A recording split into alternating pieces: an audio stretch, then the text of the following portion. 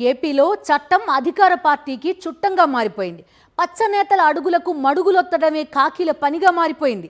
ప్రత్యర్థి పార్టీలను అణచివేయడానికే తామున్నట్టుగా కొందరు కాకి బాస్లు పనిచేస్తున్నారు. అలాంటి పచ్చ పోలీసులపై పోరాటానికి వైఎస్ఆర్ కాంగ్రెస్ పార్టీ సన్నద్ధమైంది. ఆంధ్రప్రదేశ్లో అన్ని వ్యవస్థలు, ముఖ్యంగా పోలీస్ వ్యవస్థ అధికార పార్టీల నేతల కనుసన్నల్లోనే పనిచేస్తున్నాయి. చట్టం అనేది కేవలం చంద్రబాబు పార్టీల నేతలకే చుట్టంగా వ్యవహరిస్తోంది.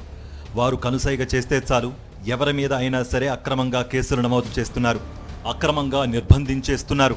హైకోర్టు ఎన్నిసార్లు మొట్టికాయలు వేసినా పచ్చ పోలీసుల్లో మార్పు రావడం లేదు. మరోవైపు నిజమైన బాధితులు పోలీస్ స్టేషన్కు వెళ్లి ఫిర్యాదులు చేస్తే వాటిని తీసి చెత్తబుట్టలో పడేస్తున్నారు. ఇప్పుడు దీనిపైనే వైఎస్ఆర్ కాంగ్రెస్ పార్టీ నిరసనలు చేయబోతోంది. వైఎస్ఆర్ కాంగ్రెస్ పార్టీ అధినేత వైఎస్ జగన్, ఆయన కుటుంబ సభ్యులపై టీడీపీ అధికార ట్విట్టర్లో అత్యంత నీచమైన పోస్టులు పెట్టారు.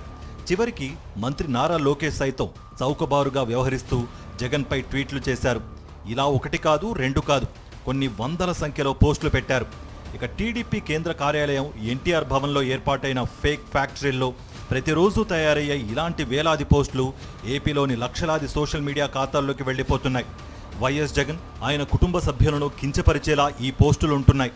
ఇక ఇవి కాకుండా వైఎస్ఆర్ కాంగ్రెస్ పార్టీకి చెందిన మాజీ మంత్రులు అంబటి రాంబాబు, ఆర్కే రోజా, విడుదల రజని, శ్యామల వంటి వారిపై కూడా నీచమైన పోస్టులు పెడుతూ పచ్చ సైకోలు పైశాచిక ఆనందం పొందుతున్నారు. దీనిపై గత నెల 19వ తేదీన రాష్ట్ర వ్యాప్తంగా అన్ని పోలీస్ స్టేషన్లలోనూ వైఎస్ఆర్ కాంగ్రెస్ పార్టీ నేతలు ఫిర్యాదులు చేశారు.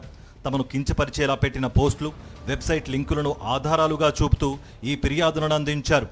రాష్ట్ర స్థాయిలో డీజీపీని కలిసి కూడా ఫిర్యాదులు చేశారు. అయినా ఇంతవరకు ఒక్కటంటే ఒక్క కేసు కూడా నమోదు చేయలేదు. బిఎన్ఎస్ ప్రకారం ఎవరైనా ఫిర్యాదు చేస్తే ఖచ్చితంగా 14 రోజుల్లోపు ఎఫ్ఐఆర్ నమోదు చేయాలి. ఒకవేళ చేయకపోతే ఎందుకు నమోదు చేయలేదో బాధితునికి సమాధానం చెప్పాలి. కానీ గత నెల 19వ తేదీన టీడీపీ బాధిత వైఎస్ఆర్సీపీ నేతలు చేసిన ఫిర్యాదులపై ఇంతవరకు ఎందుకు కేసులు నమోదు చేయలేదో పోలీసులు వెల్లడించలేదు.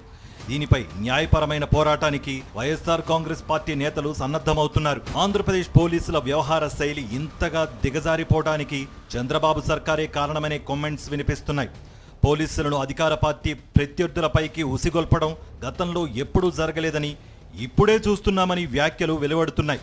పోలీస్ వ్యవస్థకే మచ్చ తెస్తున్న కాకి బాసులు ఇప్పటికైనా మారతారా అనే ప్రశ్నలు సంధిస్తున్నారు.